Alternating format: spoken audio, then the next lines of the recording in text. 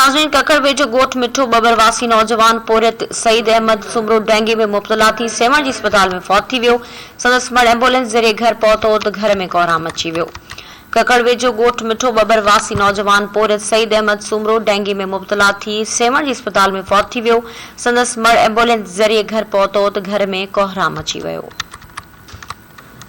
अहम खबर शेयर करें नाज़रीन, ककड़ वेझो ॻोठ मिठो बबरवासी नौजवान पोरियत सईद अहमद सुमरो डेंगू में मुब्तला थी सेवन जी अस्पताल में फौत थी वियो आहे।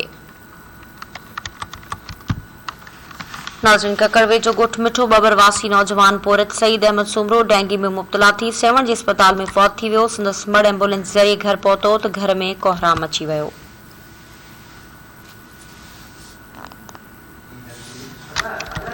नाज़रीन, ककड़ वेझो ॻोठ मिठो बबरवासी नौजवान पोरियत सईद अहमद सुमरो डेंगू में मुब्तला थी सेवन जी अस्पताल में फौत थी वियो।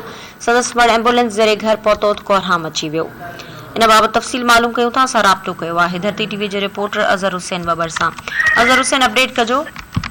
जी बिल्कुल, ककड़ वेझो ॻोठ मिठो बबरवासी नौजवान पोरियत सईद अहमद सुमरो डेंगू वायरस में मुब्तला थी सेवन जी अस्पताल में फौत थी आहे।